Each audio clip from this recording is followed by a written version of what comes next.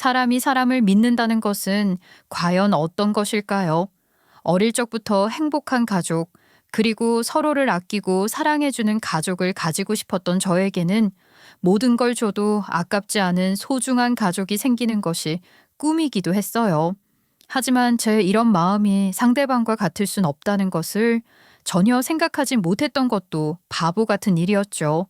모든 걸 다 주고도 제대로 된 사랑을 받지 못하고 가족으로 인정받지 못하게 되는 상황에서 무너져 내릴 것 같았지만 꿋꿋하게 다시 일어나 이제야 제대로 된 제 삶을 찾은 것 같습니다. 이런 이야기를 하니 과연 제가 겪은 사연이 무엇인지 궁금하실 것 같은데요. 아마 제 이야기를 들으신다면 다들 왜 이런 이야기를 하게 되었는지 충분히 이해를 하시게 될 것 같아요. 안녕하세요. 저는 경상도 창원에서 태어나 평생 이곳을 떠난 적 없이 결혼까지 하여 터를 잡고 살고 있는 47살의 중년의 여성입니다. 저는 엄마와 아버지, 그리고 3살 터울이 나는 오빠, 이렇게 4식구였어요.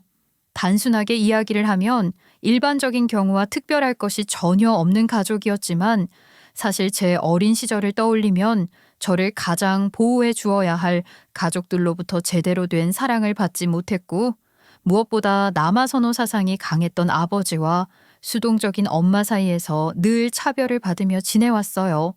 좋은 기회가 있거나 맛있는 음식이 있으면 늘 나쁜 쪽으로 포기를 하고 양보를 해야 하는 건 제 몫이었으니까요.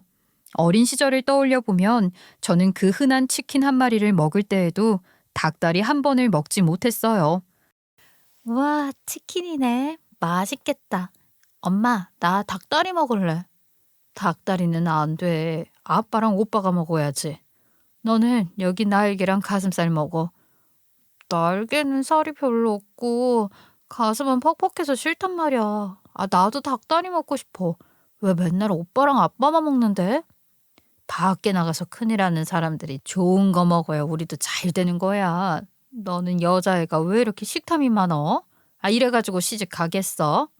별것 아닌 듯한 이야기겠지만 먹는 것 가지고 치사하게 구는 것만큼 서러운 일이 없다는 것 다들 잘 아실 거예요. 이런 차별은 먹는 것에서 그치지 않고 늘 무시를 당하는 상황이었고 오빠는 누가 봐도 우리 집 기둥이니 소중하게 그리고 나는 결혼하면 출가 외인이니 대충 키운다는 느낌을 지울 수 없었어요. 부모님에 대한 상처가 많긴 하지만 경상도라는 지역 특성이 그랬는지 여자에 대해서는 낮게 평가를 하는 분위기였던 것 같기는 해요. 그로 인해 저는 어린 시절부터 여자 딸이라는 이유로 많은 것들을 포기해야 했어요. 많이 배워봤자 필요가 없다는 이야기를 하며 공부를 제대로 시켜주지 않기도 하고요. 그런 와중에도 저는 공부를 잘했어요. 누가 가르쳐 주지도 않았고 혼자서 독학을 했지만 늘 성적이 좋았고 그래서인지 저는 늘 오빠보다 월등한 성적이었죠. 이렇게 공부를 열심히 하게 된 것 이면에는 당연히 그동안 인정을 받지 못한 제 어린 마음이 부모님으로부터 인정받고 싶은 욕구에서 비롯된 것도 사실이었어요. 하지만 그럴 때마다 제 기대를 산산이 조각내는 건 늘 우리 가족이었죠.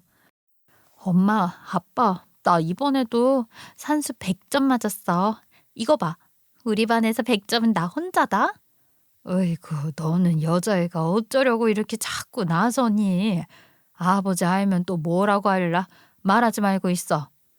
뭐? 또 100점? 집안에 암탉이 이렇게 나대니까 장남이 길을 못 펴고 기가 죽지. 너는 공부하지 말라고 몇 번을 말하냐? 나도 오빠랑 똑같이 공부하고 자식인데 왜 맨날 나한테만 뭐라고 해? 나도 칭찬해줘. 우리 반에서 나만 100점이란 말이야. 시끄러워. 기집애가 참하게 커서 시집이나 가면 되지. 공부는 뭔 공부야. 아버지는 내가 뭘 잘하면 잘한다고 화를 냈고 그런 상황에서 엄마에게 도움의 손길을 요청했지만 엄마는 늘 방관자였어요. 지금와 생각을 해보면 엄마 또한 그런 풍습과 집안 분위기에 젖어 어쩌면 이런 상황이 당연하다고 생각하셨을지도 모르죠. 이런 집의 분위기 속에서 저는 하루라도 빨리 어른이 되길 간절히 바랬고 성인이 되자마자 빠르게 독립을 하고 싶다는 생각만 하며 버티고 지냈죠. 심지어 제가 학생일 당시 중학교, 고등학교 역시 의무 교육이 아니던 시절이었기 때문에 고등학교 입학을 앞둔 시점에서 진학을 하고 싶었던 학교 진학에 브레이크를 거는 일이 생겼어요. 바로 아버지였죠. 고등학교 진학을 앞두고 교복이 필요해 엄마에게 교복을 사야 한다는 말을 했어요. 그러자 그 이야기를 듣고 있던 아버지가 하신 말씀은 평생 제 가슴에 모처럼 박혔어요. 아이, 무슨 기집애를 고등학교까지 보내. 그 돈 아까우니까 그냥 중학교까지만 다니라고 해.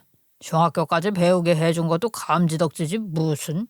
설마 했지만 아버지는 정말 학교 진학을 시켜줄 마음이 전혀 없어 보였고 학교가 너무 가고 싶었던 저는 펑펑 울면서 제발 고등학교까지만 보내달라고 빌었어요.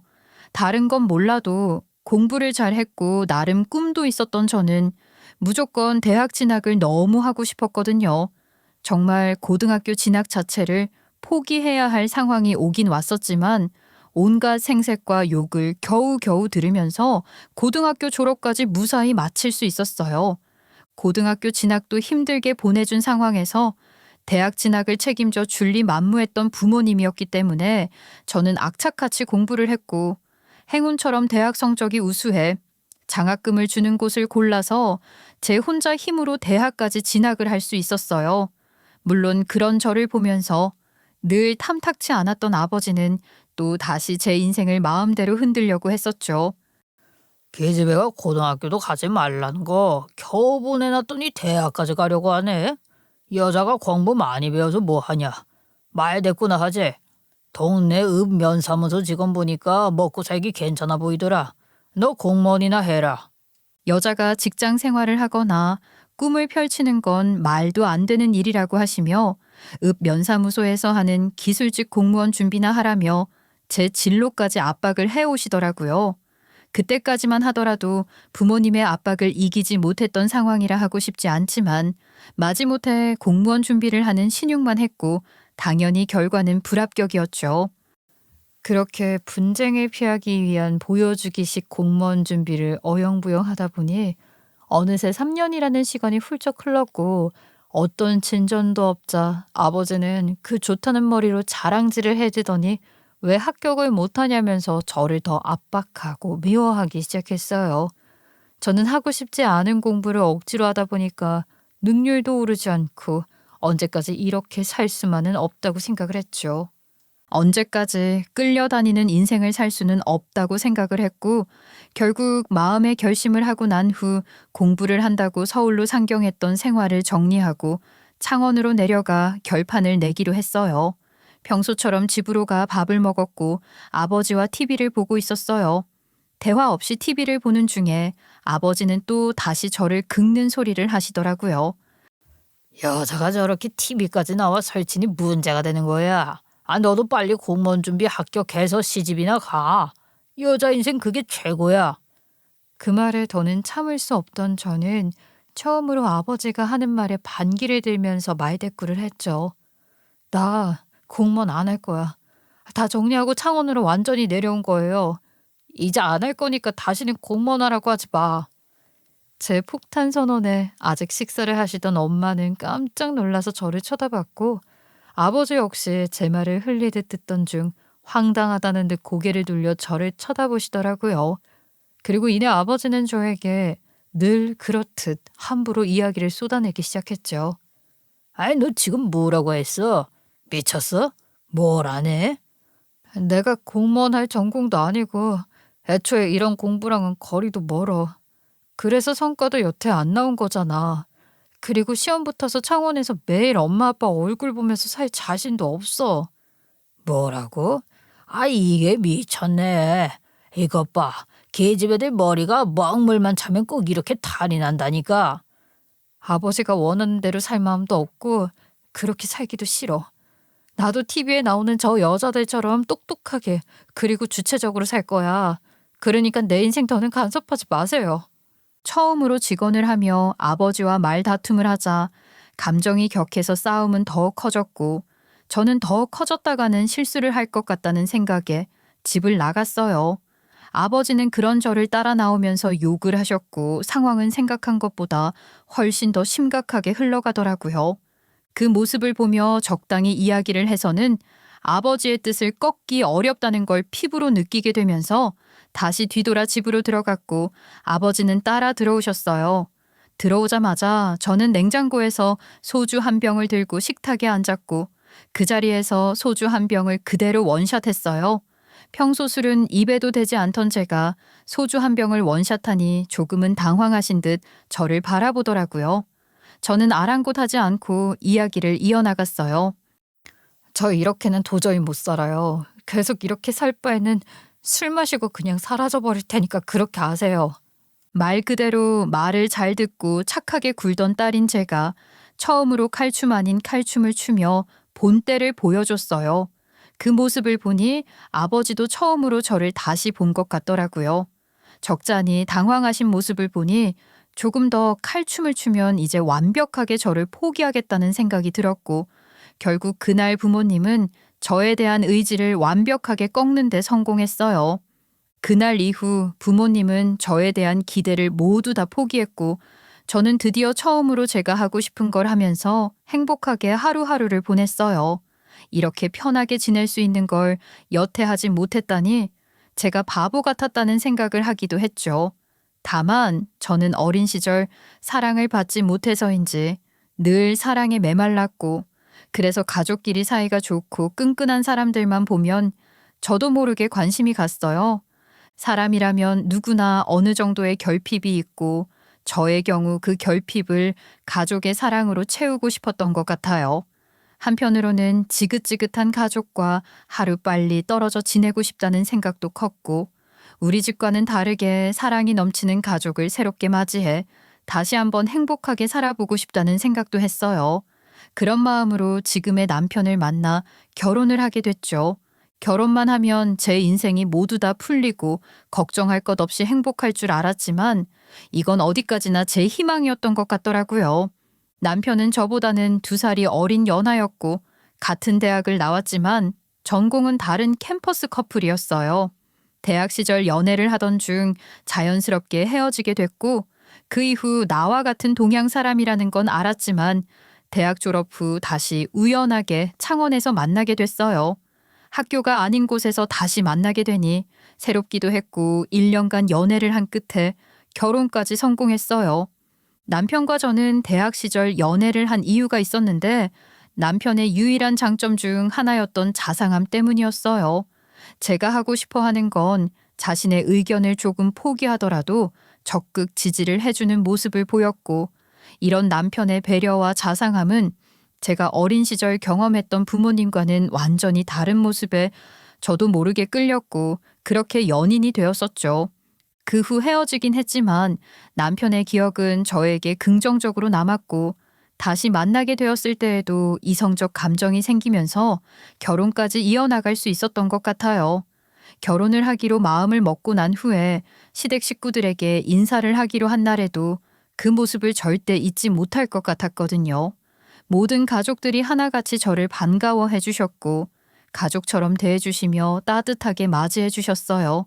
늘 저를 홀대하고 무시하기만 했던 우리 집과는 전혀 반대되는 모습을 보니 저는 이 집의 식구가 되어서 행복하게 살고 싶다는 생각이 강했고 그렇게 도망치듯 결혼을 하게 됐어요.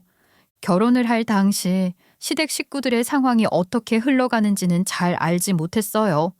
가족 사이의 일이기도 했고 남편 또한 저와 같은 대학 졸업을 해 직장 생활을 하고 있으니 문제가 되지 않는다고 생각을 했기에 결혼을 하게 되었죠. 제가 크게 한번 사고를 친 이후 부모님은 저에게 별 다른 관심을 두지 않으셨어요. 그래서인지 제가 결혼을 한다는 것에 대해서 부모님은 큰 관심을 두지 않으셨고 그래서 좀 더 수월하게 결혼을 할 수 있었던 것도 맞아요. 결혼 생활을 시작하면서 저는 앞으로 제 인생에도 소중한 가족이 생기고 아이도 낳아 행복한 길만 걸을 수 있을 것이라고 믿었어요. 그런데 막상 결혼을 하고 나니 제가 생각했던 것처럼 꽃길만 걷는 그런 행복한 미래가 기다리고 있는 건 아니더라고요. 저와 남편을 닮은 아이를 낳고 싶다는 생각이 강했고 제가 엄마와 달리 사랑해 줄 수 있는 아이가 생기길 바랬는데 제 바람이 하늘에 닿았는지 결혼 직후 곧바로 임신을 하게 됐어요. 다만 선천적으로 좀 약했던 저는 아이를 보호하기 위해 직장 생활을 할 수 없었고, 이로 인해 남편과 상의 후 직장을 관둔 후 가정주부 생활을 시작했어요.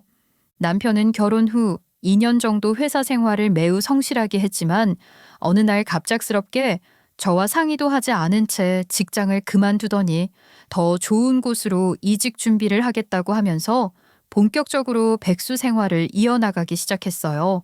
남편의 갑작스러운 퇴사에 당황스러웠지만 이보다 더 당황스러웠던 건 시댁 상황이었어요. 저는 결혼 후 시댁 식구들이 너무 좋았어요. 가족들끼리 매우 끈끈하고 서로 믿어주며 지지를 해주는 그런 분위기가 너무 좋았고 사랑받는 기분을 느꼈거든요.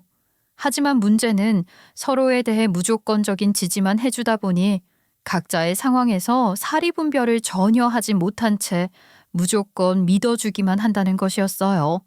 그 결과는 결국 상당한 경제적인 문제로 이어졌는데 시동생이 정말 크게 벌인 사업이 실패를 하면서 시부모님이 흔쾌히 보증을 서준 유일한 재산인 집이 그대로 경매로 넘어가게 되는 상황에 이르렀고 그것도 모자라 당장 돈이 필요한 나머지 각자 카드론을 받아 생활을 해온 덕에 빚이 상당해진 상황에 놓였어요. 말 그대로 총체적 난국이었죠. 이런 상황에 이르자 생존 본능이 발동한 저는 심각하게 이 상황을 어떻게 해결해야 할까 고민이 많았지만 놀랍게도 그 상황에서도 가족들은 서로의 잘잘못을 따지지 않은 채 그저 상황이 좋지 않았고 어떻게든 잘 해결될 수 있을 것이라며 의미 없는 지지와 응원만 하고 있는 시댁 식구들과 남편을 보니 황당하기도 하고 막막한 마음이 들더라고요. 살다 보면 실패도 하고 그러는 거지. 시행착오를 겪어야 또 성공을 하는 거 아니겠니? 어떻게든 잘 해결될 거야. 잘 되겠지. 그래, 네가 그렇게 말아먹고 싶어서 한 것도 아니고 어쨌든 집 넘어가면서 조금은 위기 넘겼잖아. 우리가 다 같이 힘 합치면 잘 헤쳐나갈 수 있을 거야. 지금 이렇게 화이팅만 하고 있을 때는 아니고 어떻게 해결을 할지 구체적으로 계획을 세워서 온 가족이 다 움직이셔야 해요. 당장 카드론 받은 빚도 갚을 돈이 없잖아. 그래서 말인데, 너네가 좀 이번에는 도와줄 수 없겠니? 우리가 지금 가진 게 하나도 없어서 그래. 곧 일도 할 거니까 꼭 갚을게. 응? 어머니, 지금 지훈 씨도 직장 관두고 이직 준비한 지 벌써 1년이 넘어가요. 그동안 받아온 퇴직금으로 겨우겨우 생활을 하고 있어서 능력이 안 돼요. 그래도 너는 야무지고 뭐든 잘 해내니까 네가 좀 도와줘야지 어쩌겠니. 네 시동생 좀 봐라. 다 말아먹고 뭘 할 수 있겠니 쟤가. 우리 집 대들보는 너야. 너만 믿는다. 이 집의 무한 긍정적인 태도에서 상황을 직시하고 심각한 생각을 하는 건 오직 저뿐인 것 같더라고요. 이런 상황 속에서 결국 시어머니와 남편 모두 다 제대로 된 경제 활동을 하지 않았고 믿을 건 우리 집 살림이신 것 같더라고요. 이런 상황에서 우리 또한 먹고 살기가 힘들다는 이야기를 해 완곡히 거절을 했지만 시어머니는 똑똑하고 야무진 제가 이 집안의 기둥이라면서 경제적인 요구를 아무렇지 않게 하기 시작하더라고요. 남편과 나 그리고 우리 아이가 살아갈 길도 막막한 건 사실이었지만 시댁 식구들 역시 당장 거리에 나앉게 생긴 상황에서 정말 막막하더라고요. 당장 생활비를 요구하거나 자꾸만 집으로 와서 끼니 해결을 하는 시댁 식구들을 무조건 내칠 순 없었고 결국 이대로는 살 수가 없다고 생각을 해 어떤 결단이든 내려야 한다고 생각했어요. 게다가 출산을 하느라 꽁꽁 숨겨둔 제 퇴직금마저 생활을 하기 위해 다 써버리니 이대로 가다가는 정말 길거리에 나 앉는 건 한순간이겠더라고요. 그 순간부터 저는 고민을 하고 또 했어요. 어떻게 하면 우리 가족과 시댁 식구들까지 모두 다 잘 살 수 있을까를 생각하고 또 생각했죠.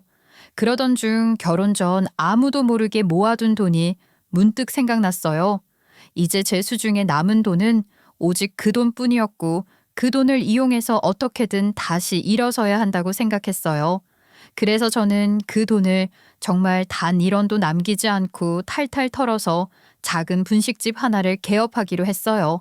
당장 제가 배운 것도 없고 자신 있게 해볼 수 있는 것도 없던 상황에서 평소 제가 좋아하고 잘 먹었던 분식이 가장 가깝게 다가왔고 이 음식점에 사활을 걸어서 해보자는 마음으로 도전을 하게 됐죠. 잘 되든 되지 않든 이제 더는 갈 곳이 없던 저는 무조건 이 분식집에 목숨을 걸어야 했어요. 처음 시작을 할 때에는 장사가 제대로 되지 않아서 고민이 좀 많았어요. 그래서 이대로는 가만히 두고 볼 수는 없다고 생각했고 고민을 하던 중 대학에서 배운 전공을 활용해서 저희 분식집을 적극 알리기로 했어요. 가게를 알려야 많은 사람들이 알게 되고 방문이라도 할 수 있을 것이라 생각해 저는 평소 잘 하지 않던 SNS를 시작했고 이를 이용해서 바이럴 광고를 하기 시작했어요. 시중에 돈을 주면 광고를 해주는 업체들이 많았지만 지금 이 상황에 광고비를 사용할 만큼 금전적 여유가 없었기 때문에 저는 저만의 방식으로 직접 광고를 해야 했고요. 그렇게 저녁에는 가게 정리 후 광고를 위해 컨텐츠를 만들기 시작했고 이에 더해 메뉴 개발부터 시작해서 서빙, 장사 모두 다 직접 하면서 가게를 위해 온 몸을 던졌어요. 이렇게 열심히 하는 저를 보던 시댁 식구들은 가족의 끈끈함으로 저를 도와 하나둘 나와 가게 일을 돕더라고요. 제가 열심히 한다는 걸 알아주고 또 함께 잘 살아보겠다는 마음으로 일을 하니 뭔가 정말 가족이 생긴 것 같고 기분도 좋았어요. 이런 제 노력이 통한 건지 개업을 한 후 약 1년이 지난 시점부터 제가 만든 특별 레시피의 떡볶이가 인기를 끌기 시작했고 사람들이 몰리기 시작했어요. 그리고 개업을 한 지 5년 만에 저는 오직 떡볶이 하나만으로 순 매출이 2억에 달하는 말도 안 되는 쾌거를 이루어냈죠. 이제 더는 우리 시댁 식구들과 남편 그리고 우리 아이까지 돈으로 인해 고생을 하지 않아도 되는 상황을 이뤄낸 거죠. 인기를 끌자 전국에서 저희 분식집 떡볶이를 먹고 싶다며 찾아왔고 방송에서도 소개를 하면서 저희 집은 순식간에 줄 서는 맛집이 되어 있더라고요. 제가 노력을 해서 이뤄낸 쾌거이긴 하지만 막상 이런 상황이 되니 모든 것들이 다 얼떨떨하기도 하고 기분이 이상하더라고요. 인기가 하루가 다르게 높아지니 여기저기서 분식집 이름을 딴 프랜차이즈를 내 다른 지역에서도 장사를 하고 싶다는 문의가 오더라고요. 처음에는 본점 이외에는 운영을 하고 싶지 않아 모두 거절했지만 남편의 이야기로 인해 마음이 좀 바뀌었어요. 창원 말고 서울에서도 우리 떡볶이가 먹고 싶은 사람도 있을 거고 또 창원 지역 말고 울산이나 마산에 있어도 장사 잘 될 것 같은데 한번 고민해 보자. 그래도 내가 하던 거 그대로 잘 해줄지 모르겠고 무엇보다 내가 만든 분식집 판이 이렇게 커진다고 생각하니까 조금 무섭기도 한데. 에이, 우리 가족들이 다 같이 도와주고 있는데 뭐가 걱정이야. 전 그러면 창원 주변 프랜차이즈는 우리 가족들한테 명의 주면서 운영하게 하는 건 어때? 그러면 우리 입장에서는 수익도 더 많이 늘어나는 건데 나쁠 건 없잖아. 당신 말도 일리가 있다. 어차피 가게 개업 초기부터 어머니, 도련님, 자기 모두 다 열심히 일했으니까 노하우는 생판 남보다는 나을 거고. 괜찮은데? 그지? 이제 기업처럼 프랜차이즈도 늘리고 또 돈도 많이 벌 수 있고. 좋은데? 말 그대로 프랜차이즈를 확장하면 가족들 모두 다 저와 함께한 경력이 있으니 제대로 준비할 수 있을 것이라 생각했고 언제까지 본점에 모두가 묶여서 일을 하는 것보다 좀 더 많은 수익을 낼 수 있는 방법을 선택하는 것이 현명하다고 생각했어요. 그래서 마침내 저희는 프랜차이즈를 결정했고 사업을 확장하기로 했죠. 이미 저희 가게는 창원에선 꽤 인기가 좋았기에 프랜차이즈화 된 후에도 장사는 정말 잘 됐어요. 시동생과 시어머니 그리고 남편에게도 명의를 나누어 줬는데 그곳 역시 본점과 동일한 맛이 난다며 사람들이 줄을 서는 맛집이 되었고요. 그렇게 돈 버는 재미에 빠져서 저에게 무슨 일이 일어나고 있는지 전혀 알지 못한 채 살았던 것 같아요. 금전적 어려움은 사라지게 되니 조금씩 남편의 태도가 달라지더라고요.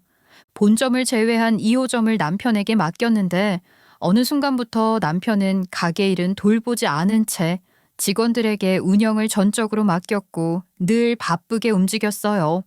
주인이 없는 가게는 제대로 운영이 될 리 없었고 이런 부분을 이야기하려 남편을 찾아가면 늘 자리에 없거나 모임으로 인해 이야기를 하기 어렵다고 하며 자리를 피했어요. 사장님 오늘도 안 나오셨어? 네. 오전에 들리신다고 했는데 오늘도 약속 있으신지 여태 안 오셨어요. 가게를 이렇게 비우면 어쩌라는 건지. 뭐야? 갑자기 왜 왔어? 나 지금 바빠. 골프 모임이 있어서 가봐야 해. 다음에 얘기해. 아니, 남편인데 왜 이렇게 얼굴 보기가 힘들어? 지금 골프 갈 때야? 가게는 어떻게 하고?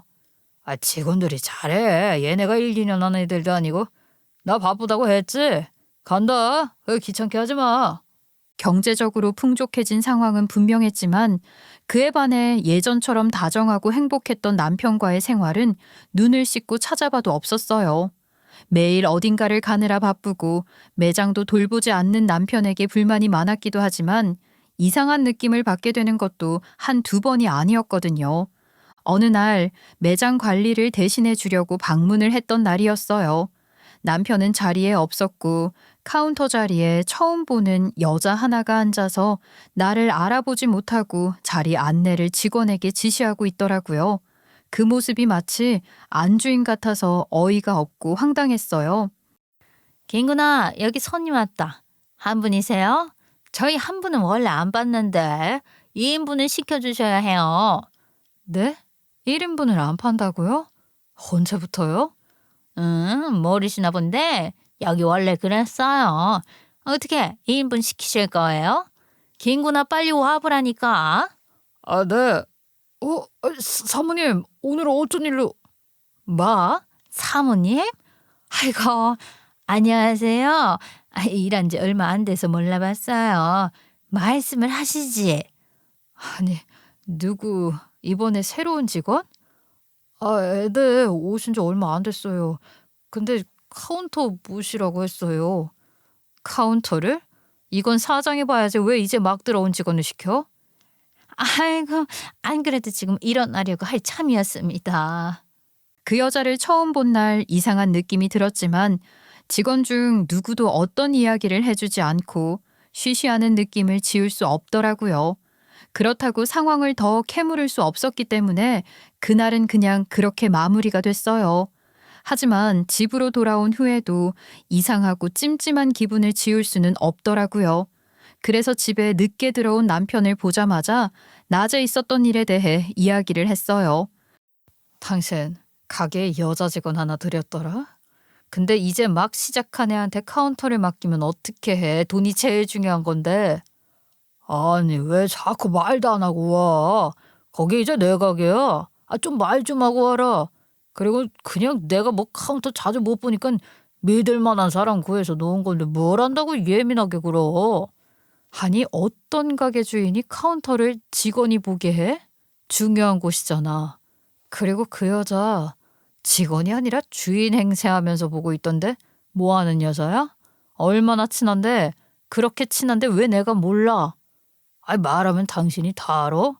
맨날 가게에서 앞침 하나 들고 일이나 하면서 뭘 한다고 누구냐고 물어.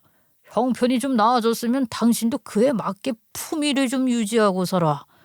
왜 맨날 앞치마에 추리닝해? 창피하지도 않냐? 왜 말이 또 그렇게 흘러? 그 여자 누구냐고 물었는데 왜 발끈해서 화를 내? 당신 진짜 이상하네. 조심해. 내가 주시하고 있으니까.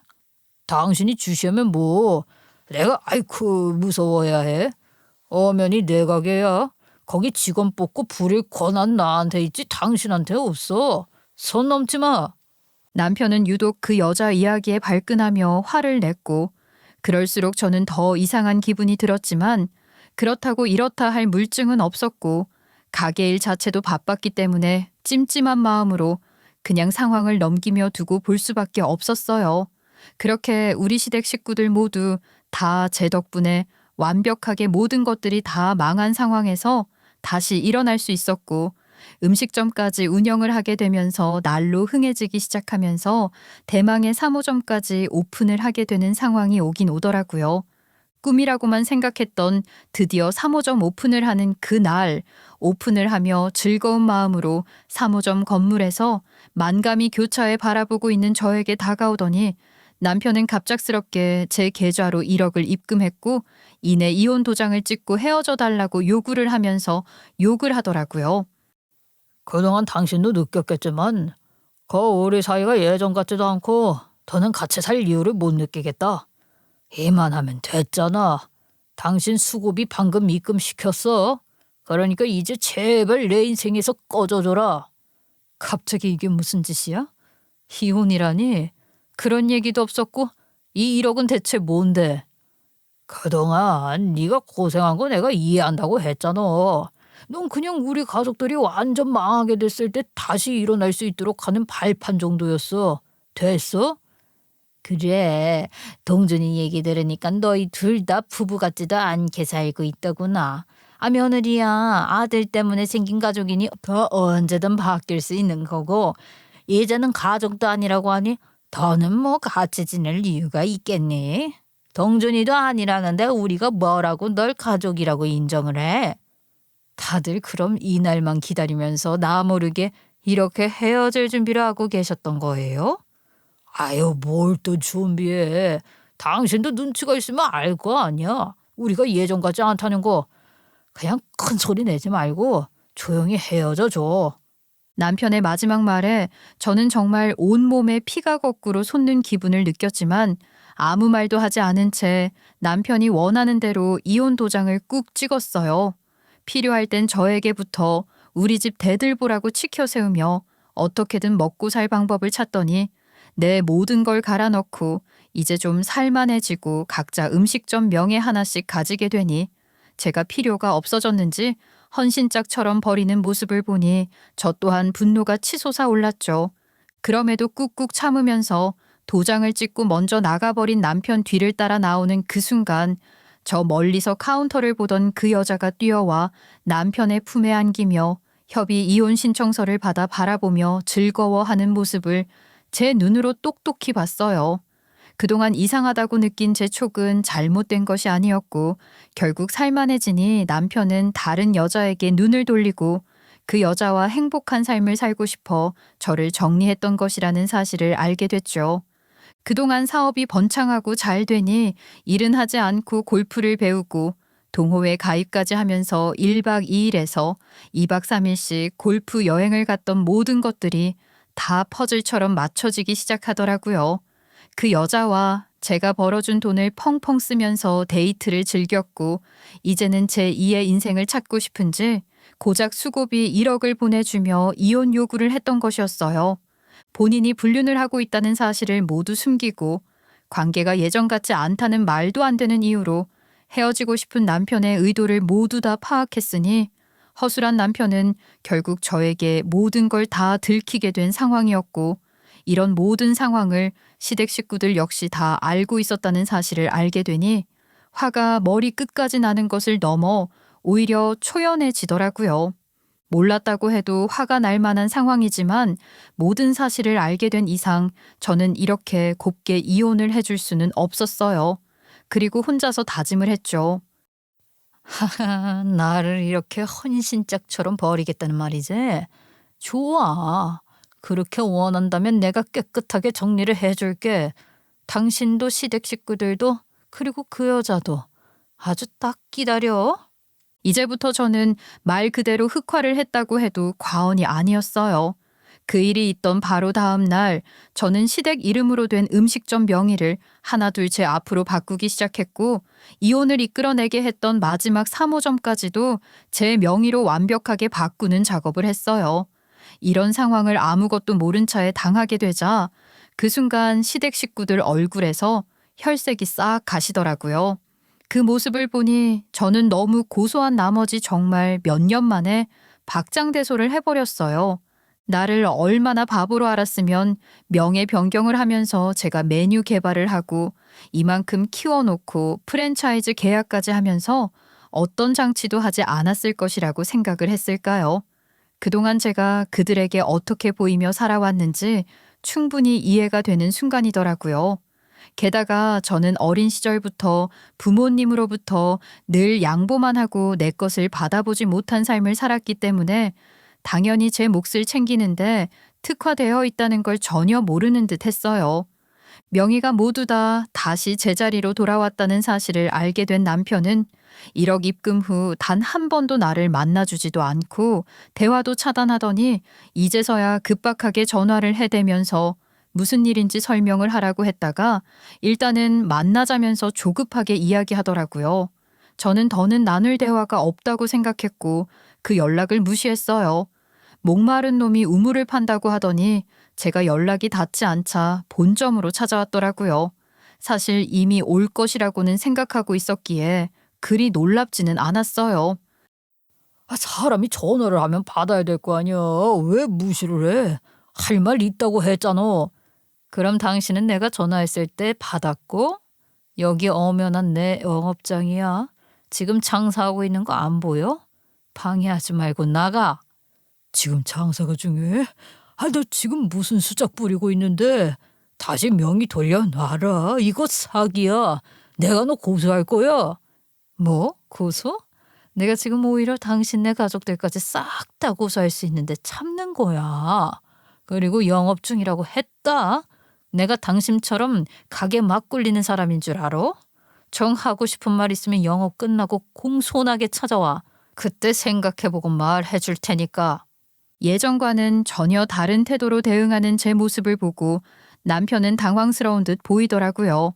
이에 한동안 나가지 못하고 일을 하는 저를 쳐다보다가 안 될 것 같은지 일단은 가게를 나가더라고요. 그리고는 마감이 모두 끝난 후 씩씩거리는 모습으로 다시 찾아왔어요. 뭔가 급박하고 빨리 어떤 확답을 받고 싶어 안달이 난 듯한 남편의 표정을 보니 10년 묵은 체증이 싹 다 내려가는 기분이 들더라고요. 그래서 그 모습을 보다가 저도 모르게 또 한 번 크게 박장대소를 했네요. 그런 제 모습을 보며 웃기만 하는 게 약이 올랐는지 이야기를 먼저 꺼내더라고요. 아유, 그렇게 웃지만 말고 지금 이 상황이 어떻게 된 일인지 설명이나 해. 뭐가 어떻게 돼? 명이 다 나한테 돌아온 거?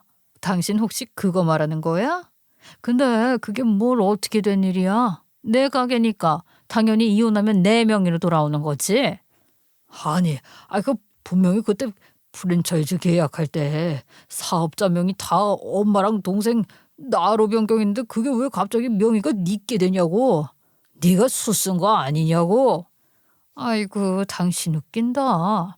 당신이 3호점 내던 그날 나한테 말했잖아. 우리 관계 깨끗이 정리하자고. 그래서 나는 당신 말 들어주려고 깨끗하게 다 원상복구하고 정리를 한 것밖에 없어. 야, 나 지금 되게 화났고 열받아. 너랑 말장난칠 기분 아니라고. 그니까 알아듣게 얘기해. 당신, 정말 내가 당신들한테 그 가게를 다 준다고 생각한 거야? 내가 음식점 창업하고 레시피 새로 만들 때 모든 권리 계약을 실질적 소유자인 나로 안 했을 거라고 생각을 한 거야? 아이고 참네.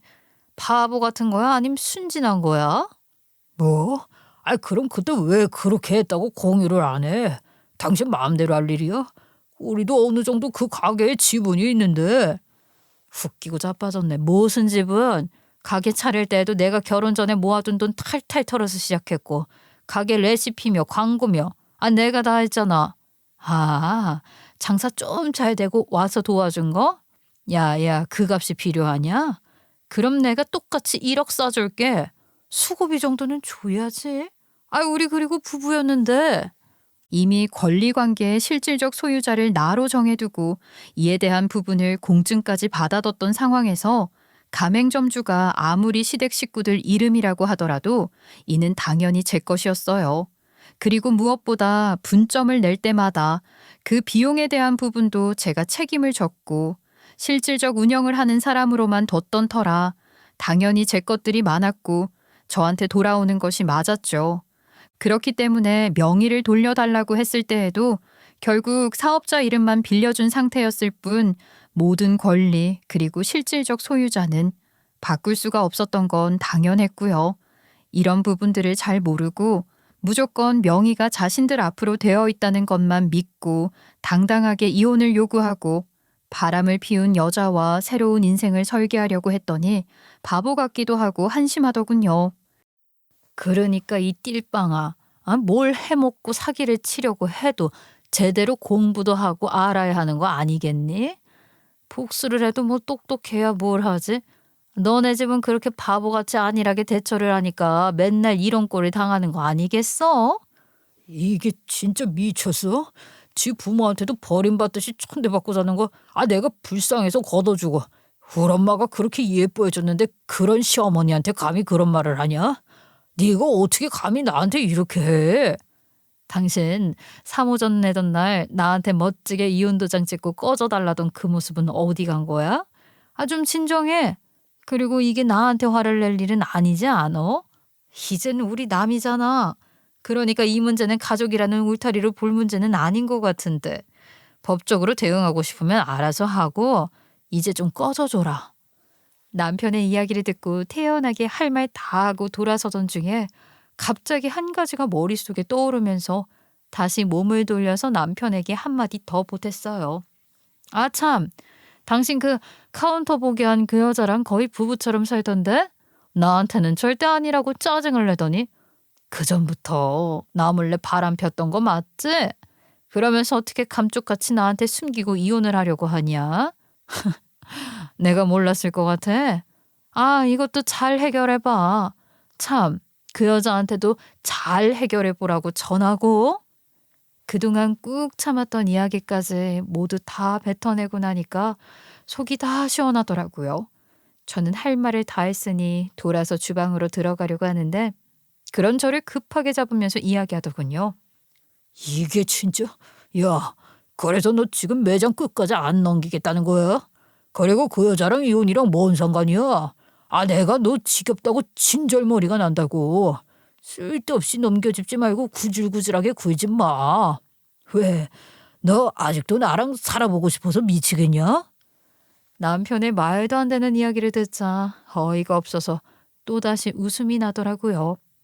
그렇게 장사가 잘 되고 원하던 부자가 되어도 이렇게 큰 웃음은 나지 않았는데 참 신기하더라고요. 제가요, 한참을 배를 잡고 웃으니 남편은 이상하다는 듯 바라보더라고요. 한참을 웃고 난 후 저는 이야기를 마저 이어갔어요. 왜 나가라고 기회를 줘도 안 나가? 결국 이렇게 되잖아. 내가 마침 내 변호사한테 연락해서 지금 오고 있거든. 야, 온 김에 변호사한테 정확하게 이야기나 듣고 가. 마침 저기 오시네. 마침 제가 미리 이 상황을 대비해 변호사님께 연락을 드렸더니 근무를 마친 후에 급하게 도착을 해주셨고 변호사 동석 하에 프랜차이즈 계약서와 실질 소유자 명의인 계약서 원본을 보여주며 모든 권리는 저에게 있고 프랜차이즈 계약에 따라 매달 가맹비를 지급해야 한다는 내용까지 안내를 했어요. 이 말을 듣고 남편은 멘털이 나가는지 우기기 시작하더군요. 아니 저는 그런 계약 내용을 본 적도 없고 계약도 안 했는데 올해 가족이 왜 그렇게 해야 하냐고요? 이미 계약 당시 모두 다 고지가 된 내용이었고 이를 인지하지 못하셨다면 그건 동주님 본인 과실이기 때문에 이대로 이행을 할 수밖에 없습니다. 법이 그래요, 법이. 그동안 살면서 봐온 남편의 모습이 전부가 아니었구나 싶은 새로운 모습을 이 일을 계기로 참 많이 보게 되더라고요.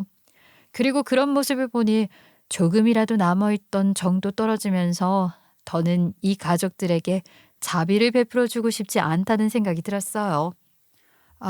정말 구질구질하고 지겨워서 못 봐주겠다. 그동안 같이 산 정도 있고 애 아빠기도 하고 불쌍하기도 해서 프랜차이즈 운영까지는 내가 하게 해주려고 했는데 이런 식이면 그것도 계약 해지할 거야. 당신도 알지? 해지 사유는 넘치고 넘치는 거. 고민 좀 해봐야겠다. 제 말에 남편은 황당하고 어이가 없다는 듯 저를 바라보더라고요. 이제는 그런 눈빛으로 저를 바라본다고 해서 제 마음이 동요되거나 복수를 멈출 생각이 전혀 없었어요. 마치 사기를 당한 것과 같은 표정을 하는 남편을 향해 저는 추가적으로 상간녀에 대한 법적 대응도 함께 예고를 했죠. 그리고 그 카운터 상간녀년 말이야. 그 여자한테도 곧 소장 갈 거야. 어디 한번 상간녀 돼서 잘 막아보라고 해. 야, 너 진짜 웃긴다. 그런 사실이었어? 증거 있어? 네가 봤어? 증거 없이 그렇게 하는 거 불법이야. 변호사님도 아시겠지만, 법을 잘 아니까. 그리고 이미 이혼 신청서 제출했어. 너랑 나랑 남인데 무슨? 남편이 어이가 없다는 듯 이야기를 하자 그 얘기를 모두 듣고 있던 변호사가 말을 꺼내며 상황을 정리해줬어요. 좀 말씀 좀 죄송하지만 협의 이혼 신청서 제출을 하셨다고 해서 이혼이 성립하신 건 아닙니다. 두 분 사이에 아직 어린 자녀가 있기도 해서 숙려기간 3개월도 남았고요. 그러니 지금 이 상황에서 하는 외도 역시 분명한 상간소송 제기가 가능합니다. 변호사님 말 잘 들었지? 우리 이혼을 하긴 했는데 아직 법에서 이혼이라고 결정을 내리진 않았다네. 그리고 나도 이번에 알았는데 이혼해도 결혼했을 때 당신이 바람 피운 거면 소송이 가능하단다. 그러니까 그거 닥치고 기다려. 내 말에 남편은 끝까지 잘못을 인정하지 않았고 저를 나쁜 여자로 몰아갔어요. 더는 대화를 하고 싶지도 않았고 할 이야기도 끝이 났기 때문에 빠르게 자리 정리를 했고 그날 이후 저는 남편을 만나지도 연락도 하지 않았어요. 그 대신 카운터 상간녀와 바람을 피우고 있다는 사실에 대해 명확한 증거를 잡기 위해서 준비를 했죠. 가장 먼저 찾아간 건 그 가게에서 꽤 오랜 시간 일을 해왔던 저와 친한 직원이었어요. 사실 그날 카운터를 지키고 있던 그 여자에게 찜찜함을 느낀 후 저는 개인적으로 직원에게 둘 사이에 대해 물었고 이에 직원 역시 이상하다는 이야기를 했거든요. 그래서 저 모르게 그들이 바람을 피우는 정황을 확보할 수 있도록 부탁을 했고 또 이어 그 여자가 와 있는 상황을 알려주면 제가 직접 찾아가 증거를 다수 확보했어요. 제가 이런 증거를 수집하게 될 줄은 꿈에도 몰랐지만 숙박업소에 들어가는 사진과 두 사람이 누가 봐도 연인처럼 보이는 스킨십 사진 등을 모두 다 확보해 두었죠. 이 정도 증거면 충분히 상간녀 소송을 진행할 수 있다는 답변을 들었고 이제부터는 제가 직접 법적인 응징을 해줄 차례였어요. 모든 것들을 다 지체할 필요가 없다고 느꼈고 곧바로 상간녀 소송 진행과 함께 남편을 상대로 진행했던 협의 이혼 신청을 철회하고 곧바로 불륜에 따른 이혼 소송을 제기했어요. 어디까지나 이 결혼이 파탄에 이르게 한 원인을 제공한 건 제가 아니라 남편이니까요. 이제부터는 긴 싸움이 될 테지만 절대 양보하고 져줄 생각이 없었어요. 몇 달 후 이혼 소장과 상간 소장을 모두 다 받았는지 연락도 없던 시댁 식구들부터 남편에게까지 연락이 빗발치더라고요. 저 하나만 버리려고 했던 계획에서 잘 나가던 가게도 이혼 소송으로 위자료와 재산 분할도 그리고 상간 소송까지 당하게 되니 상황이 막막했겠죠. 그래도 어쩌겠어요. 그들이 뿌린 대로 거두는 것인데요. 제가 준비한 전 시댁 식구들 그리고 전 남편을 위한 선물을 차근차근 진행되었고 나름 성공적인 결과로 이어졌어요.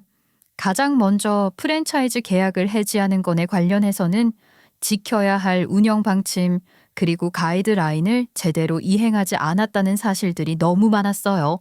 심지어 가격 정찰제를 운영하고 있음에도 불구하고 이를 따르지 않고 높은 금액으로 판매를 하고 있었더라고요. 이건 제가 감정을 섞어 대응을 하지 않는다고 하더라도 제가 열심히 일궈낸 제 사업장에 큰 피해를 입히는 사안이었기 때문에 당연히 가맹 해지를 할 수 있는 사유에 해당했어요. 이렇게까지 잔인하게 하고 싶진 않았지만 저 또한 잔인하게 버려졌다는 사실이 명확하기 때문에 가차없이 가맹 계약 해지 통보를 했고 그렇게 그들은 하루아침에 길바닥에 나앉는 신세가 되었어요.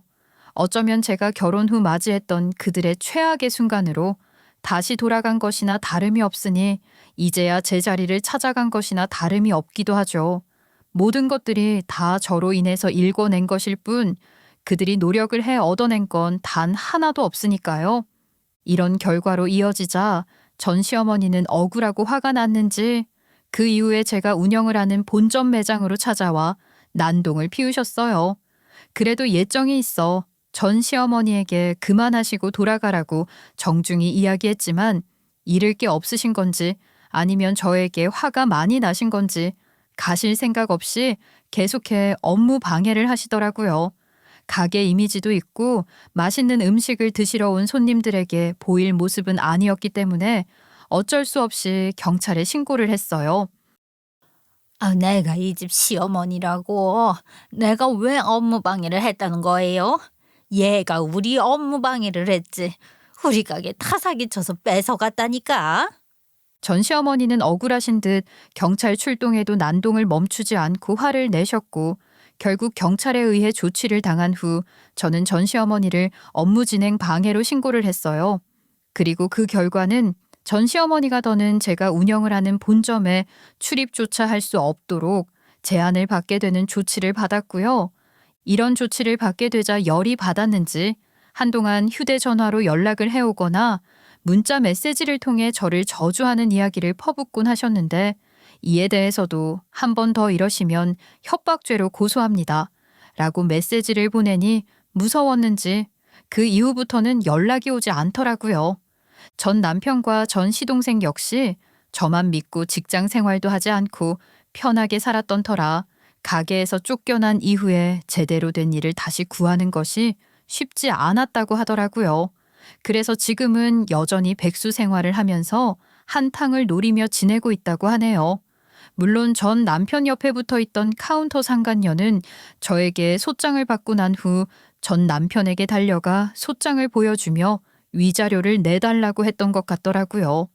하지만 본인이 벌고 노력한 건 하나도 없이 저와 이혼을 했으니 가진 돈이 하나도 없었고 처음에 전 남편이 부자라는 생각에 만나던 카운터 상간녀는 그 모습을 보고 전 남편에게 이별을 통보했고 상간 소송 대응 후 위자료 지급 판결을 받은 후 오히려 남편에게 구상금 청구를 해 판결금 일부를 지급할 것을 요구하는 소송을 걸었다고 하더라고요.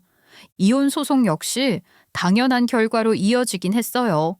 유책 배우자는 명확했고 남편과 시댁 식구들의 파렴치한 행동으로 인해 제가 받은 정신적 손해배상을 청구할 수 있도록 위자료 판결을 받았고 재산 분할에 있어서도 전 남편이 기여한 바가 단일도 없었기 때문에 당연히 저에게 유리하게 이끌었어요. 오히려 소송을 하게 되니 재산 분할에 있어서 유리한 결과를 얻을 수 있을 줄 알고 열심히 대응을 했지만 결혼 생활 동안 전 남편이 한 건 단 하나도 없었다는 것이 모든 문서와 증거가 이야기하고 있었기 때문에 이 역시 제가 원하는 결과로 마무리를 할 수 있었어요. 이렇게 되자 양육비라도 받고 싶었는지 하나밖에 없는 딸 아이 양육권과 친권을 두고 말도 안 되는 고집을 피우더라고요. 이를 조율해 보려고 조정 판사는 각자 분리 조정을 통해서 조율을 했는데 처음에는 친권에 있어서는 공동 친권을 제안했나 보더라고요. 사실 친권이 뭔지 잘 모르던 때에는 그래도 되지 않을까 했는데 변호사님으로부터 친권의 의미를 들으니 절대 공동으로 해서는 안 될 것 같았어요. 통장을 만들 때나 병원 수술을 할 때 심지어 여권을 만들 때까지도 함께 의사결정을 해야만 번거로움이 있는 권리더라고요. 그래서 저는 최대한 공동친권은 피할 수 있도록 대응을 했는데 다행히 전 남편이 조정을 하는 과정에서 완벽하게 모든 걸 망쳐놓아서 화가 난 판사님이 친권과 양육권 모두 다 저에게 주는 결정을 내려주셨어요. 그렇게 저는 이혼 소송에서도 나름대로 의미가 있는 결과를 받고 깔끔하게 전 남편과 전 시댁 식구들과의 관계를 깔끔하게 정리할 수 있었어요. 인생에서 가장 어려운 시절을 겪고 있는 사람은 버리는 것이 아니라는 말 아마 다들 한 번쯤 들어보셨을 겁니다. 저 역시 전 시댁 식구들과 전 남편이 힘든 시기에 그들을 포기하지 않고 함께 잘 살아보려고 정말 노력을 했어요. 그런데 막상 살만해지니까 그들을 위해 평생을 바쳐온 저를 온 가족이 힘을 모아버리려고 했다는 것이 너무 무섭고 다시 한번 사람에 대한 불신이 생기는 것 같기도 했네요. 물론 이 모든 것들이 쉽게 사랑을 받지 못하고 자란 제가 다른 곳에서 받지 못한 사랑을 받고 싶어서 발버둥을 쳤던 것이라는 걸 저도 잘 알고 있어요. 그렇다고 하더라도 이번 일을 계기로 다시는 누구를 쉽게 믿지 않고 오직 저와 제 딸을 믿고 행복하게 살아야겠다고 다짐을 하게 된 계기이기도 하고요. 그리고 이제와 생각을 해보니 오히려 전 남편의 이혼 요구로 인해 제가 그동안 일궈왔던 것들을 모두 다 뺏길 뻔한 기회를 놓치지 않게 된 것에 대해서도 오히려 감사를 해야 할 상황이라고 생각이 들었고요. 뒤늦게 모든 상황을 파악한 전 남편은 저에게 연락을 해 매달리면서 어떻게 해서든 매장을 돌려받고 싶은 마음에 연락을 해오더라고요. 하지만 이미 배는 떠났고 더는 그 집안 사람들 그리고 전 남편과 얽히고 싶지 않아요. 이번 일을 계기로 저에게 호의적인 태도로 다가온다고 하더라도 무조건 믿으면서 제 모든 걸 내어주며 애정을 갈구하지 않고 오직 저 하나만을 위해 홀로 서려고요. 오히려 이런 일을 겪으니 마음이 후련하기도 하고 이제서야 온전히 저를 위한 삶을 살 수 있게 된 것 같아 기분이 좋기도 해요. 이젠 정말 저를 사랑해주고 아껴주는 사람들을 만나서 행복한 삶을 잘 살아보도록 할게요. 제 이야기를 들어주셔서 다들 감사합니다.